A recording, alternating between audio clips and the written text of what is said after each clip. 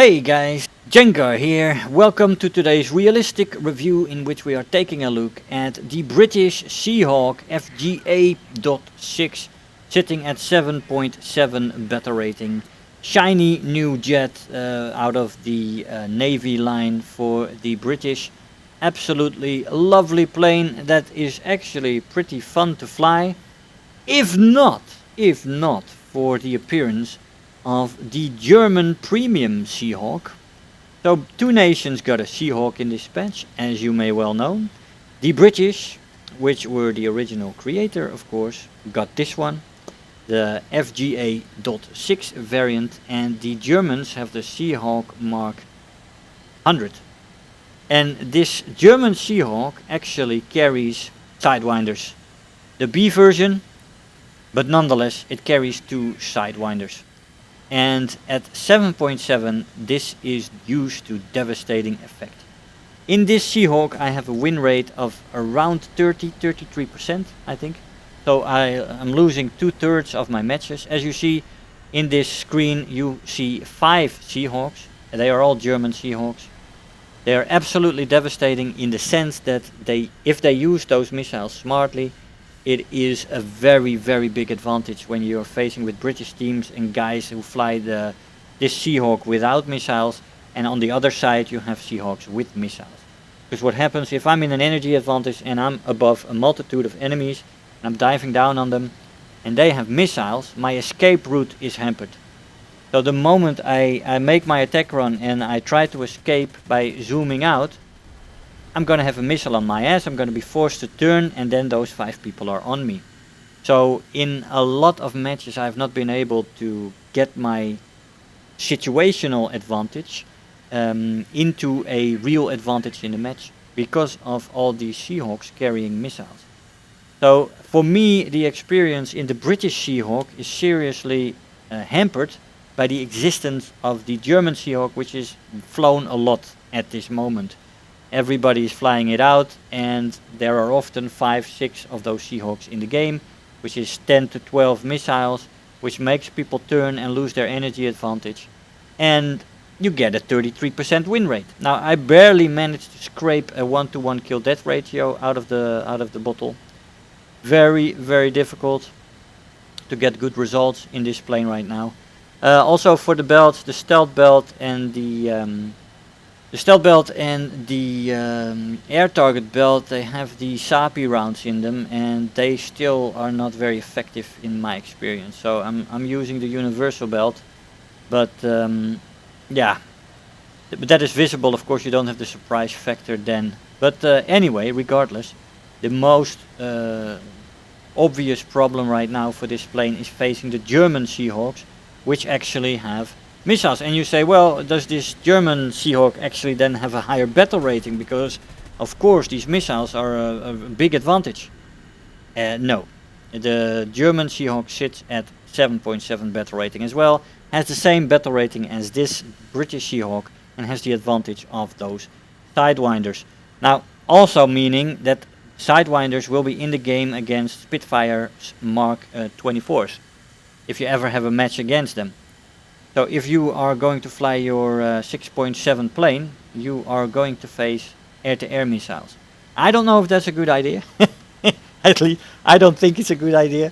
But if you give the German Sea Hawk missiles, I would give this plane as well. It feels, or give the British at least a version that had them as well. Anyway, rant over. Let's go into the performance. The maximum speed in this plane at sea level is 923 kilometers an hour. At 4,500 meters still go up to 716, and at 6,500 meters still go up to 629 kilometers an hour. That is decent speed, not the fastest plane, but definitely also not the slowest. Top speed in the dive is 962 before she redlines and 1030 before she rips apart. That's actually quite nice in the dive, this plane.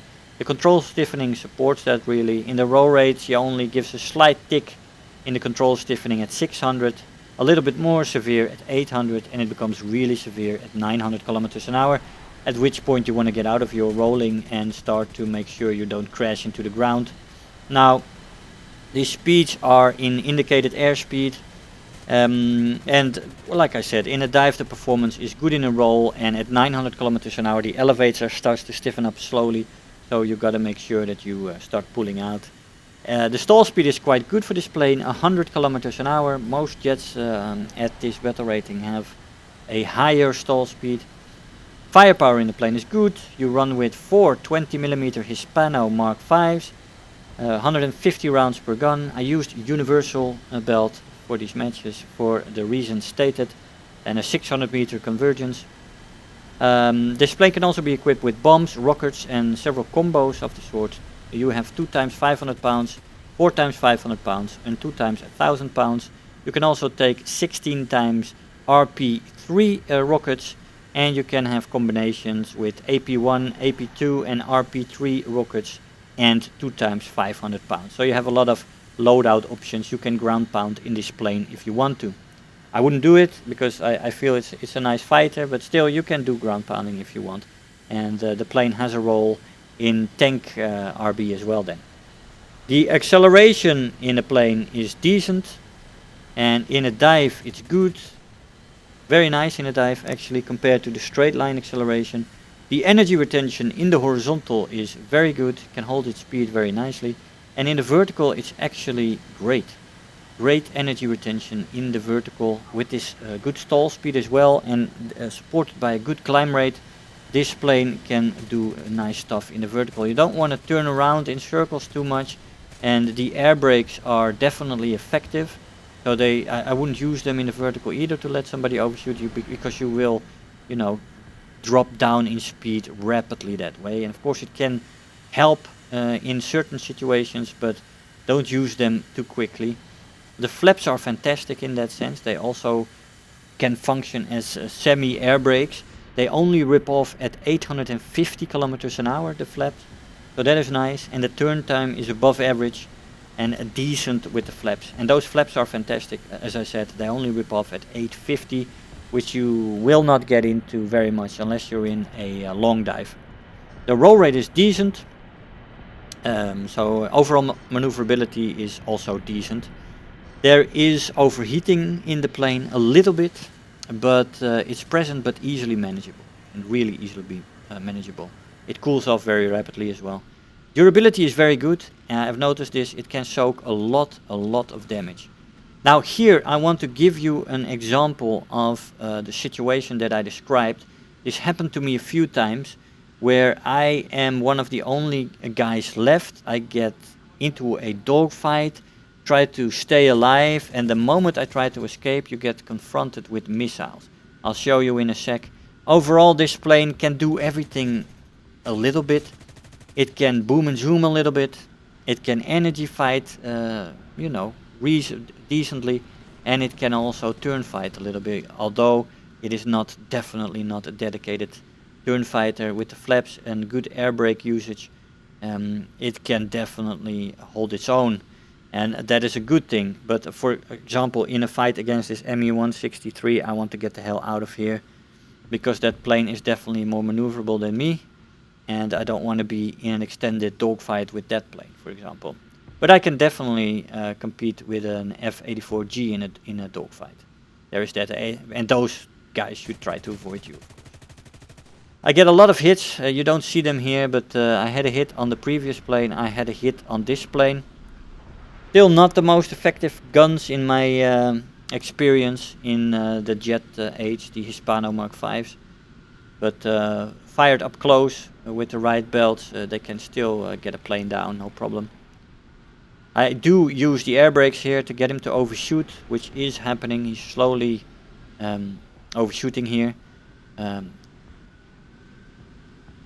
here we go and see if we can get a shot on the guy. We do aim slightly too high here, missed the shot. Did get a hit here on this Mark 100. I didn't press the record button when I was in game, so you also don't see my correct aim, which usually in the replay you don't exactly see where you're shooting. But I hit this guy a few times, critted him. He's smoking, but I run out of ammo here. I have several people around me, so this is the survival point. That guy most likely will want to go home. The Ho 229 in the background also was hit by somebody and wants to go home. But we have several Sea Hawks in the area, several other planes around me, which I'm trying to avoid here.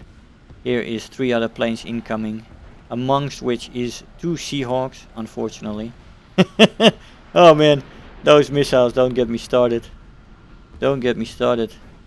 Anyway, the ME-262 is going over me, going back, and there was a guy crashing because he went after me a little bit too hard. I get hit by the AA guns, turn completely yellow, and I have a Sea Hawk behind me with a missile. I was extending, and there we go. Hey guys, so here we are after the match. Now the Sea Hawk FGA.6, it should be a nice plane, it should have been a nice experience, but for me the experience is seriously hampered by the presence of a German Sea Hawk which carries air-to-air missiles at a 7.7 battle rating and taking these down to 6.7. Well, like I said earlier, that is a... I don't know. I said before about 8.3 planes having them being... that it might take the missiles too low into the jet age. But now you have them at 7.0 matches with the German Sea Hawks flying around, and you see them a lot, and it's such an advantage because of the situation that I just shown you there. I didn't press the record button when I was flying that match, but it was such a good example of this that I wanted to show you because I survived that dogfight basically.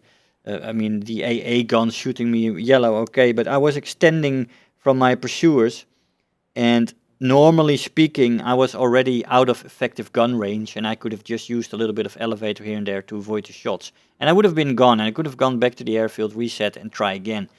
But these German Sea Hawks, they carry those missiles. They shoot this missile. They get me this time. But in other situations, I just, made a maneuver, avoid the missile. But then you got 3-4 guys on you, and eventually you get shot down. And that's why I got a 33% win rate in this thing with barely a 1-to-1 kill death ratio. And it really puts a hamper on the experience in the British Sea Hawk, which should have been a very nice experience. So I don't know why they did that, give the German one these missiles and give this one a kick under the ass with that actually. It is a shame. I think they could have chosen a version where this one would have had missiles as well, because right now it feels very lopsided. Those 7.0 to 8.0 matches where these planes feature in right now, they are very one-sided, and they mostly get won by the German teams because of the advantage of the missiles. Now, of course, I know the bees don't always hit the target, but they make you turn, and they get you in situations you don't want to be in, especially when you're trying to escape. Anyways, guys, I hope you enjoyed the video. I want to thank you all for watching, and I'll see you guys next time. Bye-bye.